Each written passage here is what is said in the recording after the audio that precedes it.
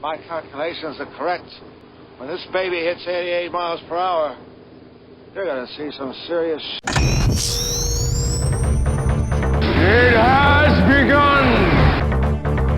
Calm down, Doctor. Now is not the time for fear. Trying to misbehave. Give them nothing, but take from them everything! Program complete. Enter when ready. Greetings once again, my friends, and welcome back to Geek News Movie Night, where we talk about a movie that we've seen over our vacation in St. George, and we go over the good, the bad, and everything in between. I am your host, Adam Mickelson, aka Drek. I hope everybody's having an awesome day or night when you're listening to this. And joining me, of course, is my lovely wife, Andrea. Andrea, we have to be honest with the audience for a second. It's actually been quite a while since our vacation, since we are recording this. And that's primarily because we had a lot of difficulties come our way right after our vacation. And then we had to bounce right into the busy season, at least for me, with the holidays, and then had to deal with all the aftermath of that. So first of all, Andrea, how are you doing? Doing okay. We are surviving, roughly, is basically what's happening. And even though it's been a while, it's good to be back doing this, right? Yeah. Okay. So, and this one's going to be interesting. So, I can't remember which one we did first. I want to say it was, or the one we did last. I think it was the Tetris movie, but I might be wrong about that. After a couple of movies with me and Alex, then you and I decided to take a couple of movies, and one of them was to finally move forward in the MCU. And the reason I say that and emphasize it, boys and girls, is because for those who don't know, if you're brand spanking new, hello, we're happy to see you. We stopped at Avengers Endgame. We did not watch anything after that. In fact, what we did was we went back to the beginning of the MCU to watch it. And so, like, where everybody was going forward with like things like Spider-Man Far From Home and Black Widow, we went back to Iron Man. We went to the very beginning almost. I know somebody's going to say in the comments, you guys are weird. Dude, we that's just what we do. Like I did it for the longest time, and then when I found out Andrea did it, I was just like, oh, good. I'm not going to be like an absolute weirdo when I do it. And once Endgame hit, I remember like you and I were just like, yeah, we're not really interested in what's coming after. We'll go back and watch the beginning and see what we think about it. So now we are finally here. Now we watched all the way from Iron Man all the way back to Avengers Endgame. And now we are officially here to talk about Spider-Man Far From Home, which was the next movie in the MCU line, which kind of started up the whole new the whole new world that we were walking into, because this was going to be a world without Tony Stark. This was going to be a world without Thanos, and actually still recovering from Thanos, all of that stuff. So really quick before we start getting into this, after Endgame, like, where was the bar set for you in continuing the MCU? Like, was it high? Like, did you expect nothing but banger after banger, or were your expectations temperately low after that? Because you got to admit, Endgame was a pretty huge deal, like a pretty huge cap on the whole thing. Well, I think after Endgame, I think it's basically you shouldn't expect too much until... Oh, so you basically kind of just went into, okay, it's a reset, and now I'm not expecting too much. Well, I'm not expecting to see something, top off that climax. Right. Because unless if they're planning another big bad down the line. Well, and what's funny is that now we have the benefit of hindsight. And yes, there was a big bad plan down the line, and then they got canceled. So now we have a whole new big bad that is going to be hinted at in future movies. But basically, Who was it before? It was going to be Kang the Conqueror. Oh, okay. Do you know who that is? I think I kind of. I can't remember. Did you watch Avengers: Earth's Mightiest Heroes? Because that's like the only cartoon I can think of that covered Kang. I don't think so, but I swear I remember that name from somewhere. But so Kang the Conqueror is an Avengers villain. He's not really shown up, I don't think, in like any individual comic. He's always been an Avengers type threat. And it's basically that he is a time traveler from the very distant future who has basically maneuvered time to ensure that he is the conqueror of the universe, roughly. Well, the name sounds familiar, but I don't know where I've seen. Yeah, that's the thing. Is like the only cartoon I can think of that covered him was Avengers: Earth's Mightiest Heroes, which, by the way, you should watch. I think you would enjoy the hell out of it. I will eventually get to But stop watching your X-Men 97s and your new Spidey-Mans and go watch it, damn it! I'm just watching it from... No, you're not! No, you're not! Oh my gosh. Well, because you started watching X-Men 97, and X-Men 97 is the most recent one. So at that point, you went from... I think the last thing you were watching was Hulk. So, like, the 94 Hulk, and then you jumped all the way to X-Men 97. Well, at first I was trying to watch all the cartoons from, like, oldest to newest, but then I was like, screw that. Just kind of start from ones and then move my way to from left to right. How about that? I don't care. Some might actually say in the comments section, to quote Kang, "You lack conviction." Well, I don't have... Anyway, what I was trying to say is, like, Kang the Conqueror was slated to be the villain in the next Avengers movie, but a bunch of things happened. To put it roughly, the actor Jonathan Majors had to be fired because he had been accused of domestic abuse by his wife, and turns out that maybe they were accurate. So they had to fire him because that's not very Disney of him. And then on top of that, the other thing that didn't help was that a lot of the movies that were, ironically, that we're getting ready to watch were underperformers when it came to the MCU. Like, compared to what came before, they did not do nearly as well. In fact, most of the audience reception was laughing at what they were doing. So at that point, we haven't hit that. Like, Far From Home was not where that started. It actually started a bit later. But yeah, that's basically what happened. And so what they ultimately decided was, okay, everything from, I think it was Far From Home to, I want to say Ant-Man Quantumania, is now officially not canon. And they're not building towards that story anymore. And now what they're basically saying is, like, the next MCU movie that's coming out, I want to say Daredevil Born Again is part of that too. The new Daredevil series on Disney Plus is part of the new MCU. But everything past this point is now going to be building up to the new villain, which I think I told you, Robert Downey Jr. is coming back to the MCU, except he is going to be coming back as Victor Von Doom. Yeah. And nobody's excited about that. So that's the thing. It's just how? That's not the same villain as... That's Doctor Doom. The same one from Fantastic Four? Or is yes. Oh, really? Yeah, he started as a villain for Fantastic Four, Andrea, but then he became an Avengers level villain because, he ran his own goddamn country. Okay. So at that point, yeah, they're going to make Robert Downey Jr. into Victor Von Doom, and we're all basically asking how?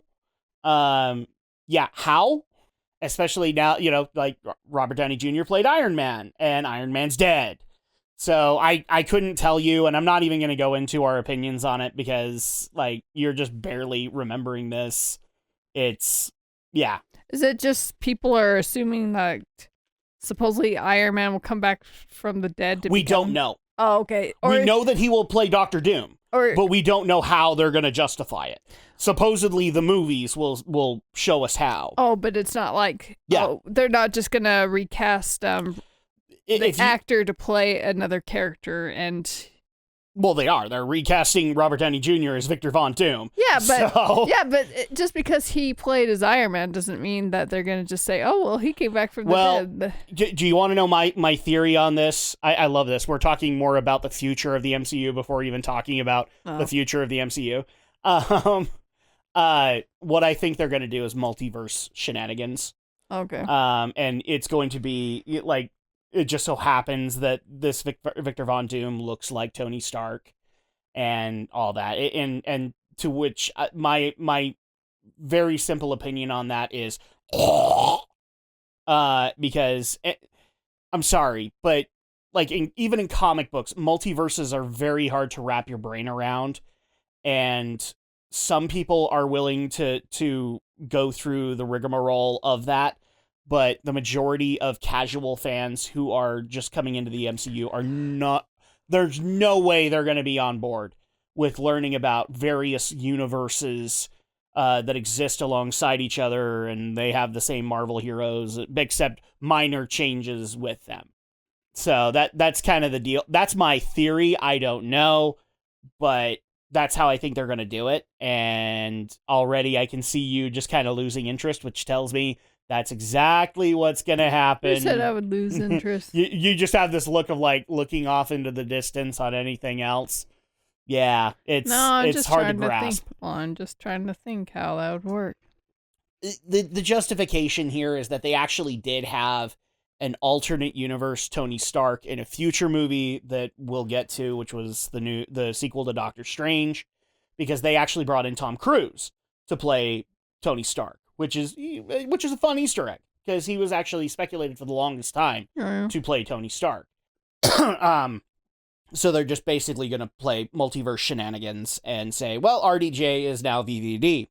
So that being said, that's the funny thing that we're coming into this, is that technically everything that we're going to be watching, not really all that canon anymore. They're probably canon within their own films, but it's not like there's not going to be this overarching storyline that we can follow until later. Except for one, and that is the fact that, this is Sony Spider-Man working with Disney to do a trilogy of films based around Tom Holland. So there's that continuity, and then supposedly how the Sony Spider-Man villain movies were supposed to work in tandem with the Tom Holland Spider-Man. And that never it might have come to fruition in the third Spider-Man film, but it definitely didn't come to fruition here. So that being said, we went the long way around with this question, which is the bar wasn't really all that set high for you. You were just like, okay, continuity reset. Now let's build to the next big thing, kind of thing, right? Pretty much, Okay. yeah. So to answer my point of view, I just didn't have interest, honestly, because Endgame was such a great way to end it that I'm just like, I'm good. I don't have to watch any other stories after this. I don't have to watch expanded continuity or anything like that. I can wait and hear what everybody else has to say. And sadly, a lot of people that I talked to at that point were watching all the new stuff and weren't all that impressed by it. So, but let's keep things back into Far From Home, because here's the thing. A lot of the people that I talked to liked Far From Home, including a former panelist on the GNRO podcast, Stephen Romney, wanted me to get around to watching Far From Home. And so, Romney, if you're listening on this, you can finally hear our opinions on it.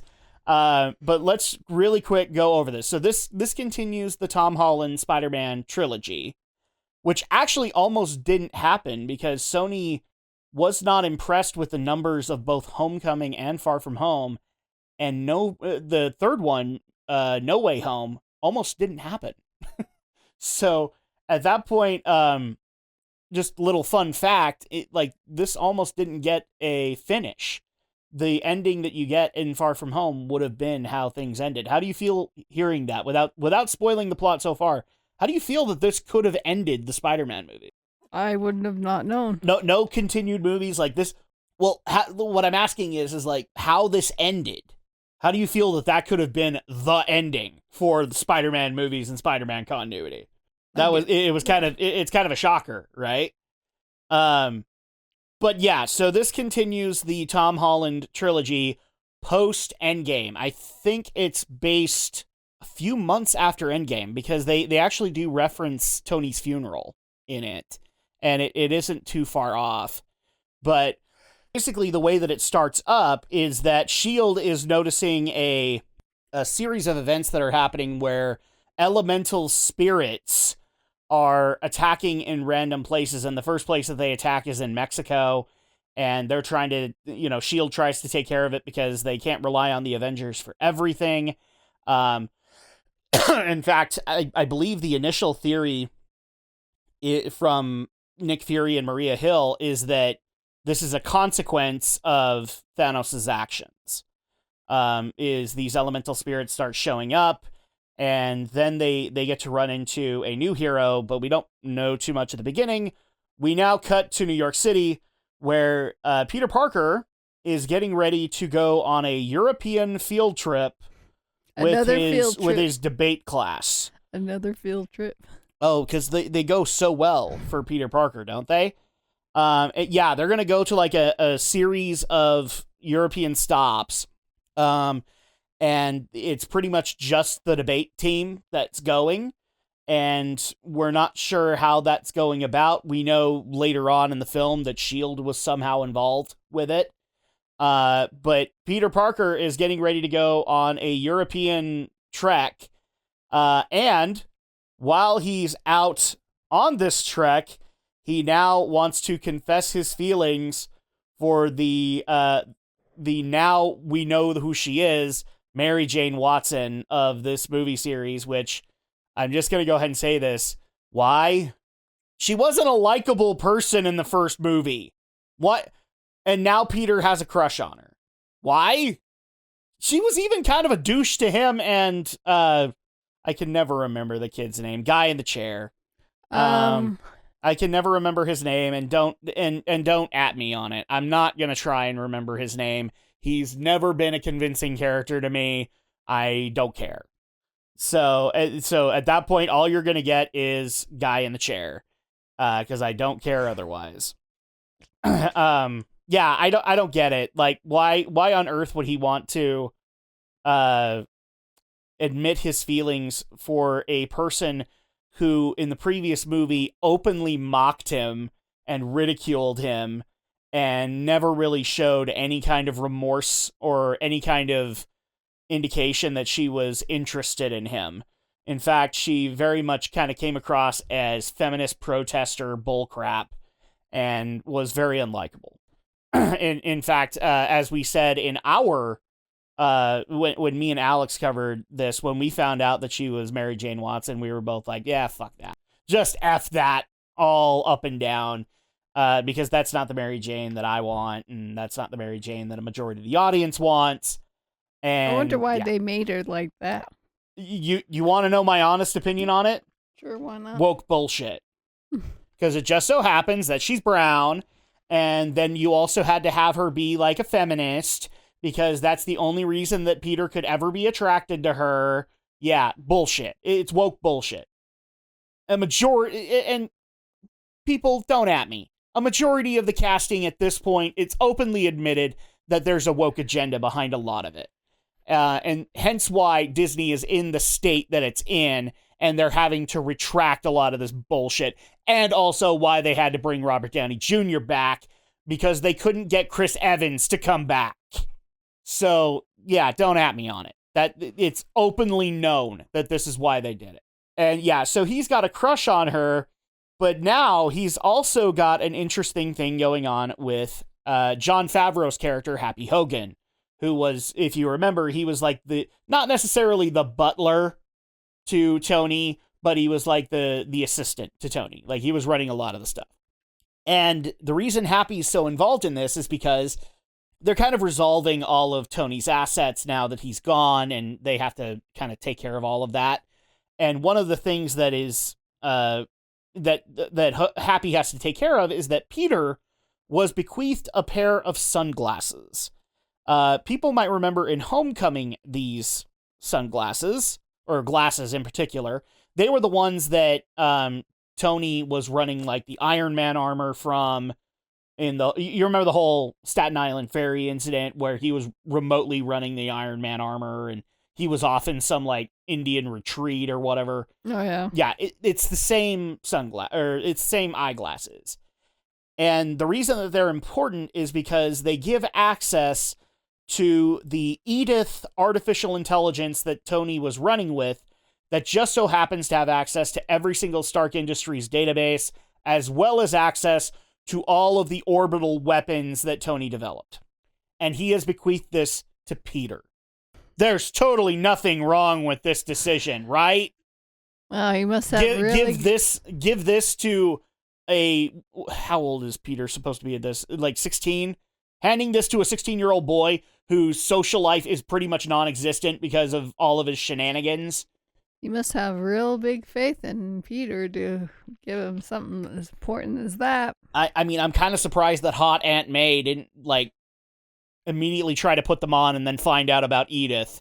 But then again, like, I guess Hot Aunt May doesn't have a whole lot up above, if you get my meaning. So, yeah. So the whole purpose of this is, like, we're trying to go back to the Peter Parker, the Uncle Ben saying. Crap, what is it? With great power? With great power comes great responsibility. Because we didn't really have an Uncle Ben moment in this trilogy, and so they're giving that to Tony. Where Tony is giving him basically the universe eraser button and expecting him to use it responsibly. And of course, that's a lot of responsibility, and Peter doesn't know if he wants that. He's a 16-year-old kid. He's trying to figure out his life.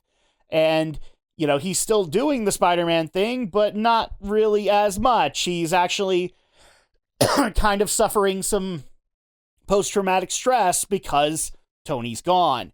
And so he can't really rely on that, and he's kind of fueled his efforts into his attraction to MJ. So, European trip begins, and already, I can't remember the first the first city they were in. I want to say it was Paris, but I might be wrong. They immediately have another elemental spirit attack. And Spider-Man tries to help and save the day and all of that, and he's only able to be so successful when we come across a mysterious man by the name of Mysterio, who is played by Jake Gyllenhaal. And Jake Gyllenhaal, at this point, has openly worked... He's basically the hero that we referred to earlier. He's the guy that was working with S.H.I.E.L.D. with one of the other elemental spirits, and the story that he's telling us so far is that he is from another dimension, or another universe, and he's from the future, I think, and he's trying to make sure that a certain... Like, these elemental spirits don't come together and create a planet-destroying entity that basically wiped out humanity. So that's how he's trying to endear himself to S.H.I.E.L.D. as well as to Peter, basically saying, I'm on your side, and we have to stop these things before they destroy the planet, kind of thing. Which, of course, Peter, being how in multiple directions he is, he latches on to Mysterio and immediately, Quentin Beck, that's his name. He latches on to Beck and basically kind of treats Beck as like the father figure that he doesn't have anymore because Tony's gone. And much like any Spider-Man film, like, the elemental spirits get contained, but everything in Peter's social life goes horribly wrong. Every opportunity that he has to be able to confess his feelings for MJ or to be able to get her nice gifts blows up in his face. Doesn't really work out. And in fact, the other character that I really don't like in this, I don't like a majority of the class, but the pick for Flash Thompson is so fucking annoying in this because every time Peter F's up, Flash is usually nearby to make fun of him. And it's like, wow, Flash Thompson, like, I almost want the former football quarterback guy back because at least there was something there. This kid does not exist for any other reason than to just be there when Peter fails so that he can go, ha ha. That's like his sole reason for existing. Yeah, what did you think about this whole conflict that Peter's going through? Like, he has he has the eyeglasses that are giving him ultimate power, but he also wants to tell MJ how he feels, and then he also wants to be a regular kid and go on a European field trip, and then he also has Quentin Beck, who he's kind of looking up to, and da-da-da-da-da. And also, the other thing that is annoying the crap out of him is S.H.I.E.L.D., because S.H.I.E.L.D. is constantly following him everywhere he goes. How were you feeling about how this was going in the film? It's all confusing, really. I was getting so effing annoyed at this point, because I'm just like, this is all unnecessary drama, and it's only trying to just recreate what they were trying to do in previous Spider-Man films and did better in those films. Like, the whole conflict about hero life and personal life, me personally, was done way better in Spider-Man 2 with the Tobey Maguire one. Way better. Way better. And this is just, like, it's nothing but gobbledygook filler that is ultimately happening. But after a couple of elemental spirits happen, Peter basically just decides, like Peter has numerous times, I don't want to be Spider-Man anymore. I don't want to have to rely on this stuff, and decides to give Quentin Beck the Edith glasses, which makes sense, right? You know, like, he's a kid. He wants to be able to do kid things, and he doesn't want Spider-Man to be a dominant part of his life anymore, because it just has too many bad memories. It reminds him of Tony, and da-da-da-da-da. Well, it turns out that Quentin Beck, if anybody listening is a Spider-Man fan, Mysterio is actually a villain of the Spider-Man Rogues Gallery. And in this continuity, Quentin Beck is actually a former employee of Stark Industries. Who didn't see that one coming? Do you want to say that one more time, just so that it's not covered up? Who didn't see that one coming? Right. Because nobody saw that coming at all, except Spider-Man fans who know who Mysterio is. And what makes it worse is that apparently Quentin Beck is part of a cabal of disgruntled Stark Industries employees that have all brought their expertise together to create all of the problems that Peter has been dealing with. The elemental spirits don't exist. They've all been illusions created by the various former Stark employees to be world-destroying phenomena, and it's all been for the ultimate purpose of getting Peter to hand the Edith glasses over to Quentin, so that then this cabal of disgruntled, butthurt Stark Industries employees can all make money. No, I'm not kidding. The only reason that they care about having this is because they want to have access to all of the tech, and they want to be able to earn a bunch of money, except Quentin Beck also wants fame and ego and power, and is more than willing to betray all of them in order to get it. Now, I will say this. There is an interesting tie-in for at least Quentin Beck, because if people remember, in Captain America Civil War, when we had that whole holodeck experience with Tony's dad, that whole experience was actually created by the holographic tech made by Quentin Beck. And shortly after that whole Howard Stark illusion was made, Quentin was abruptly fired. So there is MCU continuity to support Quentin Beck's existence. However, just really quick, how did you feel about the whole, it's just a bunch of butthurt employees that didn't get whatever severance pay they thought they deserved, and they just wanted to get the Edith glasses? I wouldn't have been surprised there if that's the case.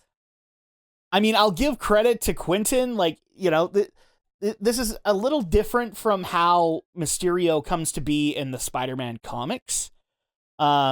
but I did actually like it, especially in the fact that they showed that he had an ego and he basically wanted to become Tony Stark. And so at that point, it made sense for him to want to betray all of his former coworkers and to use them to the fullest extent. And then as soon as he had the glasses, to let them go as hard as he possibly could. That all made sense. I just didn't like the whole cabal of disgruntled Stark Industries employees. Because in the context of Marvel, these people were getting jobs immediately after Stark lets them go. They were immediately being handed over, going to work for other major, like Hammer Industries or something like that. So the fact that they're basically acting like, well, we can't get a job anywhere else. Bullshit. We're talking about people who are supposed to have like multiple degrees and have multiple uses. Yeah, you could have easily gotten a job in other companies. You totally could have. And Tony would have just let you go, and that's the way it goes. I especially love that one of them in particular was the guy that Obadiah Stark yelled at about the arc reactor. Do you remember that scene? Oh, yeah. Tony Stark was able to build this in a cave! Yeah. Yeah, it was him. Ultimately, it was him that got yelled at, and he was like one of the first people that got fired. So that's ultimately kind of cool. But once Peter ultimately learns this, he then realizes the tremendous mistake that he has made, and then immediately tries to fix it by confronting Quentin Beck and exposing him for the fraud that he is, as well as showing that the elemental spirit threat didn't exist. Stuff like that, right? Yeah. Which gets Happy to come back into Peter's life, and that's when, through plot chicanery, Happy allows for Peter to utilize a forge or like a 3D printer kind of thing that Tony had in his plane to be able to create a new Iron Spider outfit. I think it was what it was. It was a new Iron Spider-esque outfit. And he then goes and confronts Quentin, and they are able to stop Quentin's overall plot of trying to, basically become the next Tony Stark and save the day. What makes the ending kind of interesting, though, is that in the final moments of Quentin Beck, he actually was able to record and expose Peter Parker. Because in those last moments, of course, Peter has to have an exposed bit of mask or his whole mask off. And so he is able to actually, in his last moments, transmit to the world that Peter Parker is Spider-Man. Now, does this matter to characters like MJ? No, actually, one of the things that I found kind of cute early on before this fight is that Peter openly admitted he was Spider-Man to MJ. And that was kind of a cool moment. Does it ultimately redeem MJ as a character in this movie? Hell no! Probably not. And thankfully, I didn't have to worry about Guy in the Chair for a majority of this movie because he had a girlfriend. And frankly, that girlfriend was more interesting and engaging than Mary Jane Watson.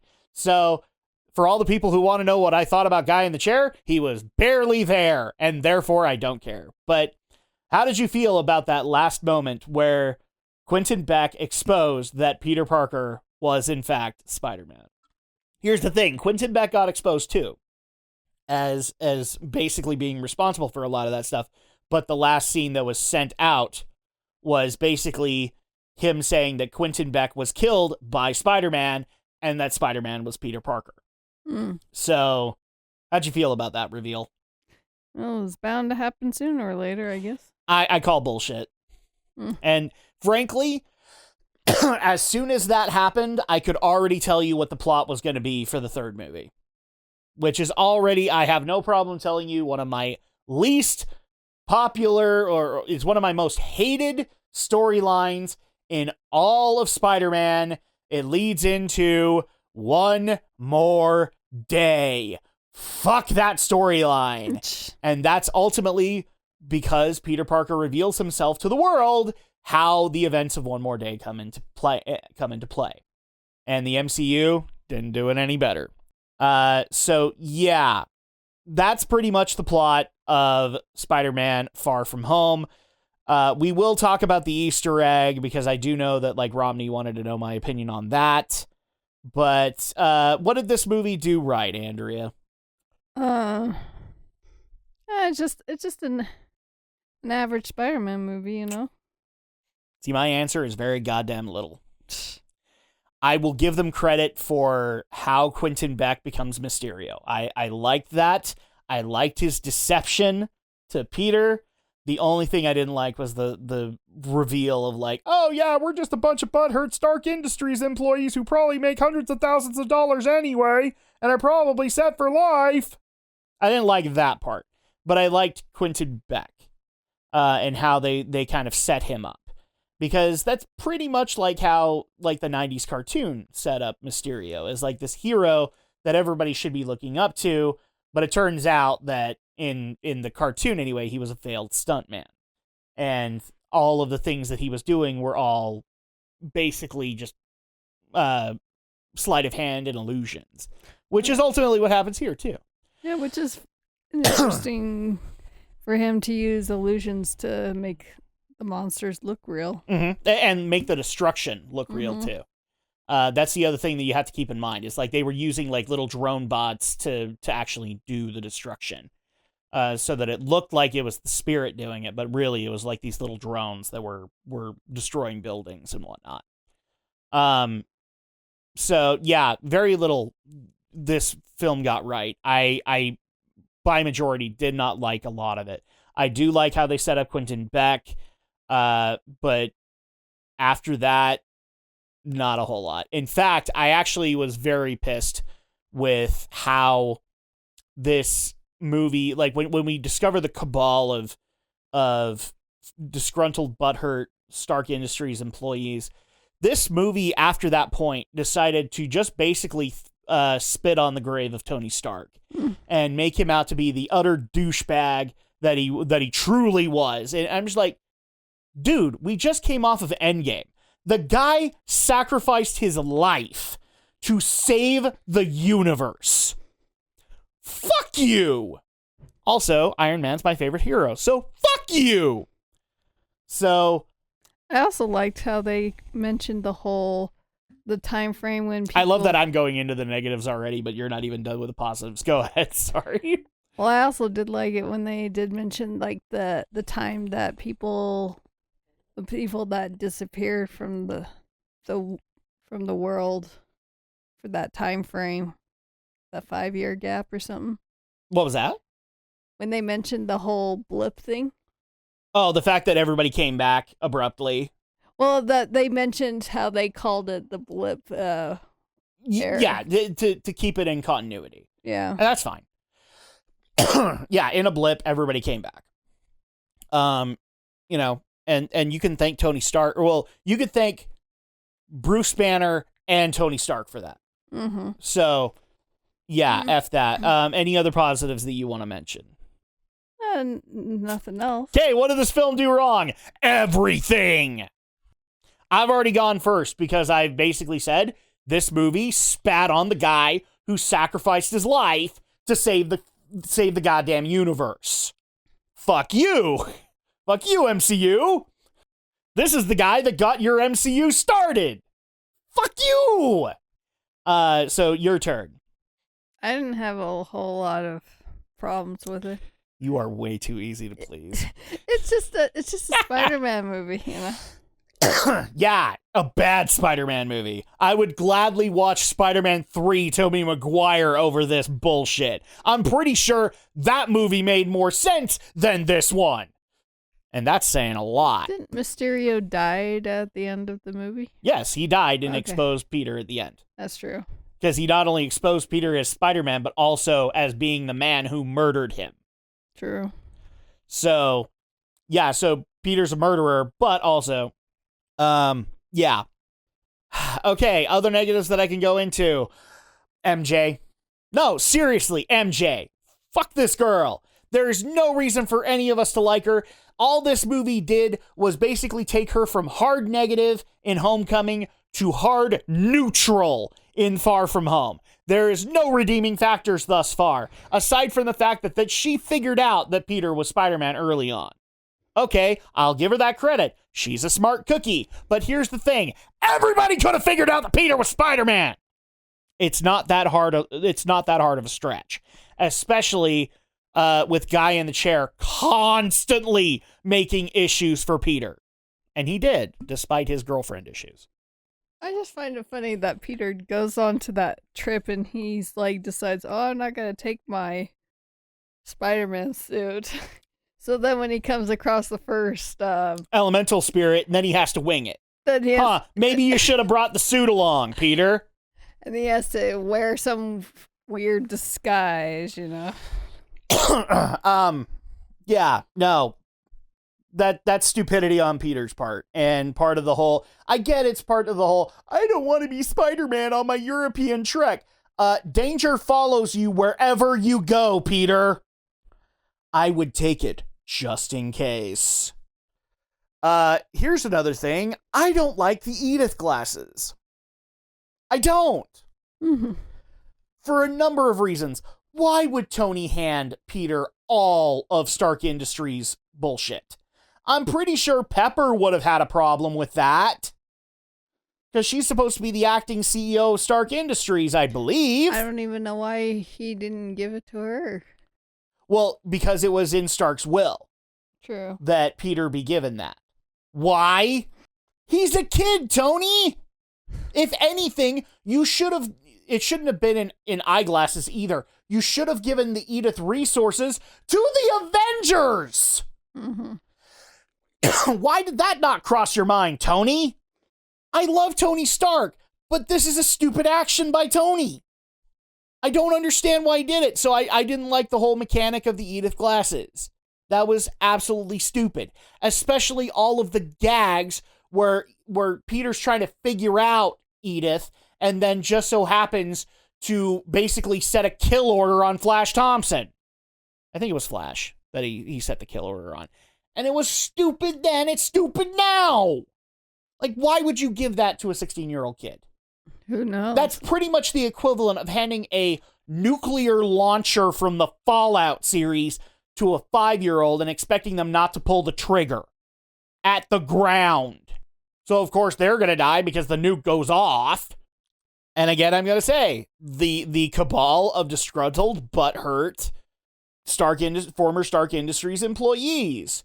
Because I'm sorry, there's no reason you should have been mad. Because one of the things I found funny, in their justification for hating Tony, they also showed that Tony was a bit of a douche nozzle to them. Guess what? Tony's an eccentric dude. He was going to be a bit of a douche nozzle to people. So wouldn't you be happy that you don't have to work for that douche nozzle anymore? And again, you have multiple degrees. You could have been hired by anybody. S.H.I.E.L.D. could have brought you on. And you would have been fine. You would have been fine financially. You would have been fine career-wise. You would have been fine. Period. Now, Quentin Beck, he had better motivation because he basically just wanted to be Tony. He wanted to be Tony to stick it to Tony. Okay, I'm willing to give him that. Because that's how Mysterio would have been in the comics. That's how Mysterio would have been in the cartoons. That's fine. He wants to be a glory hound. That's fine. I'm okay with that. But the rest was absolute bullshit. S.H.I.E.L.D. was also a problem in this. Because why the fuck would you care about Peter so much? I can't even remember if Nick knew about the glasses. If Nick knew about the glasses, okay, I'm willing to give that justification, but I don't think he did. It's been a while since we watched this movie, and this movie pissed me off. So maybe I'm not remembering everything correctly, but I don't think Nick knew about the Edith system. So at that point, why does it matter what Peter Parker's doing? Why do you have to follow him on his trip through Europe? Why didn't you just contact Falcon and just get the Avengers on this bullshit? Oh, wait, Nick's supposed to be dead. Bullshit. Bullshit. You made Nick Fury look like an idiot most of this movie because he had to follow a 16-year-old kid. Jeez, any other things that I want to go off on? Yeah, that's pretty much it. It's the whole premise of the movie was bad. And I Andrea can attest to this. Like, I was face palming through a lot of it. And I was getting mad through a lot of it because it was just pissing me the F off. And you want to know what it made me want to go do? It made me want to go watch other Spider-Man movies because they did it better. So good and bad aside, Andrea, out of 5, what would you give Spider-Man Far From Home? Oh, you know what? Before we score it, we need to address the Easter egg. So there were technically 2 Easter eggs. The first one was pointing out that J. Jonah Jameson exists in this timeline, and he is also played by J.K. Simmons. So credit where credit is due. Mm-hmm. They gave him back that because everybody still uses all the various memes that J.K. Simmons created as J. Jonah Jameson from the Sam Raimi trilogy. Okay? It was amazing. It was a great idea to recast him. Everybody loved him. Especially since, J.K. Rowling's, like, a majority of his career at this point is nothing but internet meme. And he owns it. It's totally cool. Like, he went into this movie, I believe, after the first season of Invincible, where all the memes were being done about him being, what's his name? Omni-Man. In that. So, yeah. So we got that. That was kind of cool. And also this kind of points out the aim for J. Jonah Jameson. It's not like Peter's going to work for him and turn in pictures. He's basically the guy who's now going to be the Fox News representative and expose Peter Parker as Spider-Man. So there you go. The second one is the one that I know Romney wanted my opinion on, which is basically showing that Nick Fury and Maria Hill were actually not involved in the film. They were actually up in space. They were actually enjoying holographic vacations on a ship with the Skrulls that people might remember from Captain Marvel. And ultimately, it was basically hinting that Fury was working with the Skrulls to create the second division aside from S.H.I.E.L.D., which is S.W.O.R.D. Okay. Basically, S.H.I.E.L.D. is supposed to defend the Earth. S.W.O.R.D. is supposed to be the offensive kind of thing. So, like, obviously S.H.I.E.L.D. is to get an adequate protection for the planet, and then S.W.O.R.D. is to take the fight to them. And that's ultimately what it was teasing. And I've got to be honest, I didn't care. I didn't care because this movie didn't make me care. This movie did not make me want to go see S.W.O.R.D. in action. This didn't make me want to see more Samuel L. Jackson, Nick Fury. This, if anything, made me want to drop the MCU altogether. If I was not watching this with my wife, I would have dropped this altogether. So what did you think of the Easter eggs? Just kind of random stuff, but I'll give credit to the J. Jonah Jameson because J.K. Simmons, and he's great in that role. But the rest was just kind of stupid. So now we can actually get to this. Out of 5, Andrea, what would you give Spider-Man Far From Home? I'll just give it a 3. 1. I'm only willing to give you the credit for Quentin Beck. That's it. This movie pissed me the fuck off. It spat on Tony Stark and basically shat all over his grave. I'm not happy about that because one of the best things about Endgame to me is that Tony Stark once again proved that he had a goddamn heart and he sacrificed his life to save the universe. And you spat on that. So yeah, fuck you for that. The other thing too is that I really wanted these Tom Holland Spider-Man films to be good because they would have officially been MCU backed and therefore we could have actually done Spider-Man right, etc. And you're now strike 2 because I can at least say Homecoming is more entertaining than this. And part of that is because of Michael Keaton as Vulture and the whole angle that they were going off with that. That was a lot more entertaining than this tripe. And I would gladly have Michael Keaton Vulture over Quentin Beck Mysterio. I really would. Because as much as I like what they did with Quentin, I don't think Jake Gyllenhaal was a good cast for Quentin Beck. I think they could have easily gotten somebody else, and it would have done a lot better. In fact, one of the people that I remember saying to others was, this seems really wrong because I know so many people want him in another Marvel role, but Channing Tatum would have been a much better Mysterio than Jake Gyllenhaal. If anything, this actually hurt my impression. Like, I don't hate Jake Gyllenhaal. I do think he's got good movies, but this just reminded me of why I didn't like him in Prince of Persia. And yeah, I don't want to have that feeling about an actor. So yeah, 1 out of 5. You gave it a what? 3. 3. You're at least in the middle. I'm apparently the hateful bastard. And that'll go ahead and do it for this podcast. Thank you guys so much for joining us on it. Feel free to leave a comment down below about how wrong I am or how it didn't spit on Tony Stark's legacy or whatnot. I'm more than willing to hear your argument as long as it's a smart one. But if you're joining us on YouTube, you can also check out some of the other podcasts that we've done in the past. For example, with this vacation to St. George, we took on Alien 3, which is funny because it's another movie I didn't really like on this vacation. And now I understand why the Alien fan base after 2 has some problems with the franchise. So you guys can check out that. You can also check out ultimately what came to be the best movie I watched during this vacation, which was the Tetris movie, of all things. It was the best movie we watched, was the Tetris movie. So you guys can check that out. If you're listening on podcast platforms, you can do so on Apple Podcasts, Google Podcasts, Amazon Podcasts, Player.fm, as well as Spotify. And we thank you for the added support that you can give, leave likes, leave comments and reviews. We definitely appreciate those. It definitely helps out with algorithms and such. And when we come back, the next movie that we took on was actually something that we took on for our kids as well as we were interested, because we wanted to start watching some of the animated films that are coming out from Disney past a certain point. And so we decided to watch Encanto. So you guys can check out our opinions on that. And we will see you guys then. Until then, for myself and for Andrea, we'll see you guys next time. Rest in peace, Tony. At least I care about your legacy. And fuck Mary Jane and the guy in the chair!